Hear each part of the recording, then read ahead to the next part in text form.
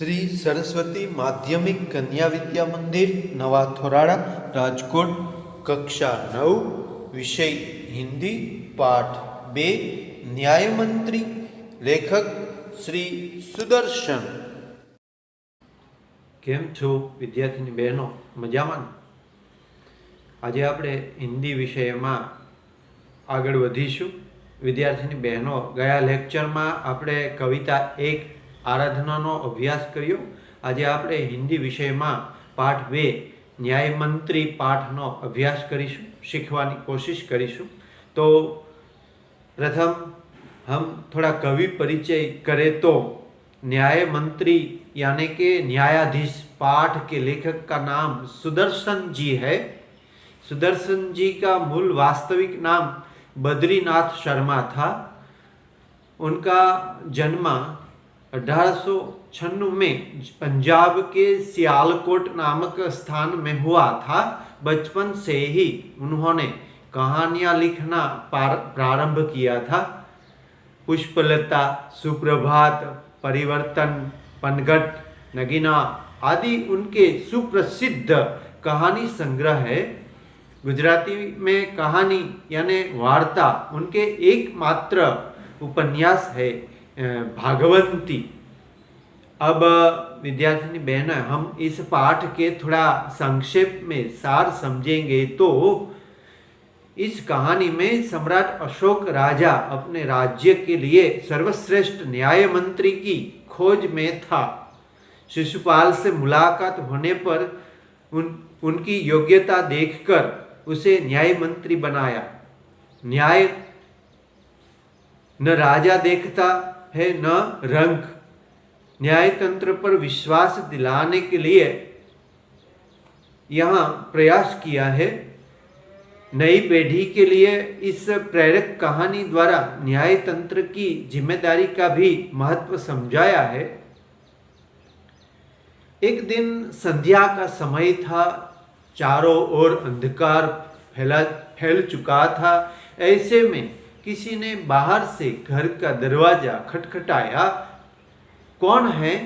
ब्राह्मण शिशुपाल ने थोड़ा सा दरवाजा खोलते हुए पूछा। एक परदेशी बाहर से आवाज आई, क्या मुझे रात काटने के लिए स्थान मिल जाएगा?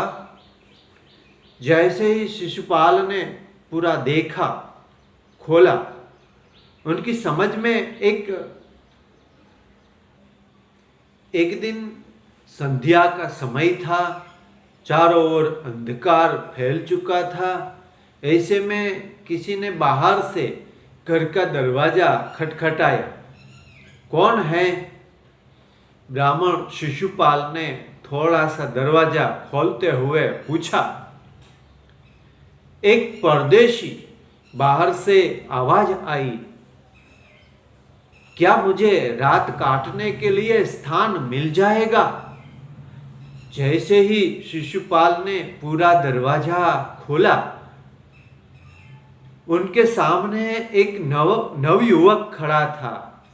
उन्होंने मुस्कुराकर कहा, यह मेरा सौभाग्य है।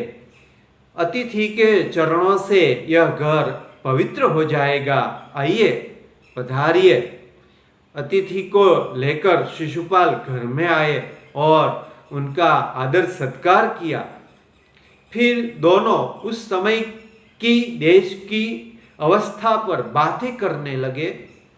शिशुपाल ने कहा, आजकल बड़ा अन्याय हो रहा है। लेकिन परदेशी इस बात से सहमत न था। वह बोला, दोष निकालना तो सुगम है, परंतु कुछ करके दिखाना कठिन है। और शिशुपाल बोले, अवसर मिले तो दिखा दूं कि न्याय किसे कहते हैं।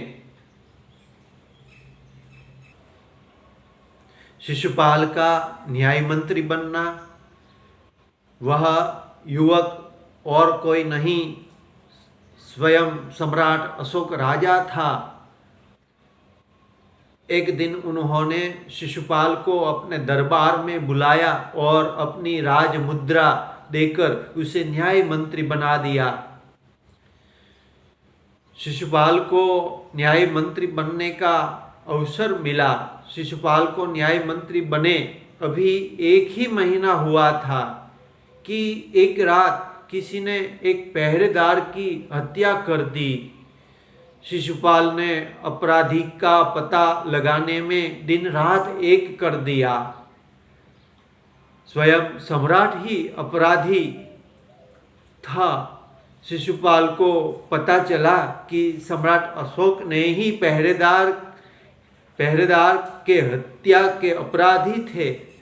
सम्राट ने पहरेदार को मारने का कारण बताया कि वह बहुत उद्दंड था। शिशुपाल ने कहा, अपराधी को गिरफ्तार कर लो। दूसरे ही क्षण सम्राट के हाथों में हथकड़ी पड़ गई और न्याय मंत्री ने कहा, अशोक, तुम पर पहरेदार की हत्या का आरोप लगाया जाता है। सभा में सन्नाटा छा गया। सम्राट को गिरफ्तार करना आसान न था, परंतु शिशुपाल न्याय मंत्री था, उसे तो निर्भय होकर न्याय करना था। सोने की मूर्ति को फांसी देने का निर्णय किया। सम्राट अशोक अपराधी तो थे, परंतु उन्हें साधारण अपराधी की तरह दंड नहीं दिया जा सकता था। इसीलिए शास्त्र की आज्ञा के अनुसार सम्राट की सोने की मूर्ति को फांसी दी गई। न्याय मंत्री की जय जयकार हुई। शिशुपाल के न्याय से लोग बहुत प्रसन्न हुए। सम्राट ने भी उसके न्याय की प्रशंसा की। तो यहाँ पर ये पाठ का सारांश समाप्त होता है।